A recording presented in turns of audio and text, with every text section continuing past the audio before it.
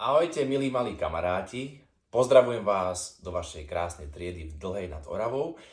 A moje meno je Roman Poláčik, som člen činohry Slovenského národného divadla, som herec a veľmi rád by som vám prečítal jednu rozprávku, pretože ja mám knižky naozaj veľmi rád a keďže máme marec, mesiac knihy, tak by som sa s vami chcel podeliť o jednu z mojich obľúbených. Tak poďme na to.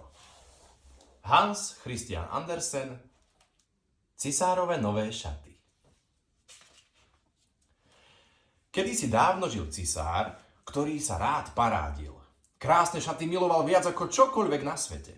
Celé dni postával pred zrkadlom a obdivoval sa. Jedného dňa prišli do paláca dvaja beťári a chceli si z cisára vystreliť. Tvrdili: sme tkáči a vieme ušiť tie najkrajšie šaty, aké si kedy videl. Dokážeme utkať látku, ktorá má nádherné vzory a farby a ešte je aj čarovná. Ľudia, ktorí sú hlúpi alebo sa nehodia na svoju prácu, ju neuvidia. Cisár bol nadšený a hneď im povedal: ušite mi také parádne šaty. Dal tkáčom vrecko dukátov a prikázal im: hneď sa pustíte do roboty. Dvaja beťári sa pustili do práce. Sadli si za prázdny tkáčsky stav a tvárili sa, že tkajú čarovnú látku. Celé dni tam sedeli a predstierali, že neustále pracujú. Cisár bol nedočkavý a čoskoro chcel vidieť, čo natkali. Mal však obavy. Čo ak látku neuvidím? Ľudia povedia, že som hlúpy a nehodím sa za cisára. A preto poslal namiesto seba svojho hlavného ministra. Minister sa poriadne rozhliadal, ale samozrejme nemal čo vidieť. Bol veľmi znepokojený. Premýšľal: ak sa priznám, že látku nevidím, všetci si pomyslia, že som hlupák a nehodím sa na svoju prácu. To je nádhera. Predstieral, že obdivuje látku a ponáhľal sa späť za cisárom. Klamal, až sa mu od úst prášilo.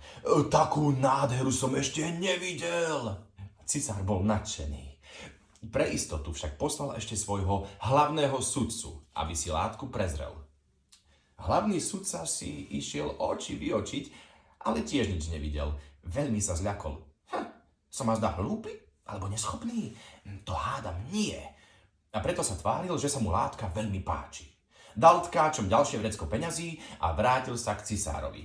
Je to tá najkrajšia látka, akú som kedy videl, predstieral. Cisár sa znova potešil. Rozhodol sa, že na ďalší deň si látku pôjde pozrieť sám. Cisára sprevádzal celý dvor. Hlavný sudca sa rozplýval. Len sa pozrite na tie farby. Hlavný minister sa pridal. A tie vzory. Cisár sa pozeral a pozeral, no nič nevidel. Či ja mám byť neschopný hlupák? To veru nie. A tak látku vychválil až do nebies. Celý dvor s ním súhlasil, hoci látku nikto nevidel. Keď tkáči dotkali, tvárili sa, že šijú šaty. Veľkými nožnicami strihali prázdny vzduch a do obrovskej ihly navliekli neviditeľnú niť. O nejaký čas povedali cisárovi: vaše šaty sú hotové. Cisár si vyzliekol svoje staré šaty a tkáči sa tvárili, že mu obliekajú tie nové. Presviečali cisára: sú také ľahučké, že ani neviete, že ich máte na sebe. Mali pravdu, cisár šaty vôbec necítil a nikto ich ani nevidel. Každý sa však rozplýval, ako cisárovi úžasne pristanú.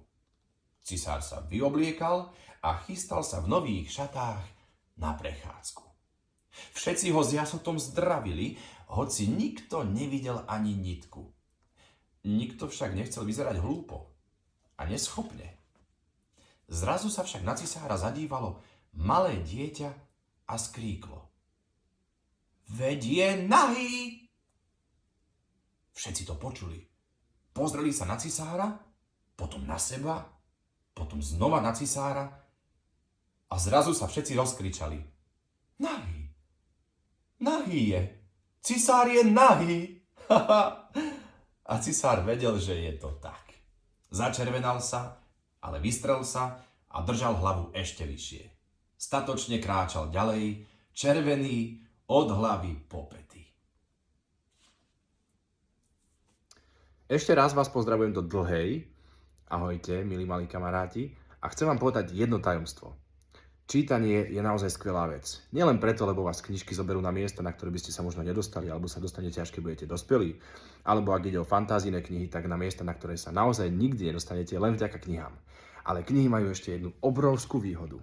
A totiž to takú, že vďaka čítaniu sa vám určite zlepší gramatika. Ja čítam, odkedy som maličký, odkedy čítať viem. A robím to aj preto, lebo ma to fascinuje, ale aj preto, lebo z diktátu, ak čítate, nebudete mať nikdy horšiu známku ako jednotku. Možno dvojku, kvôli nejakým čiarkam.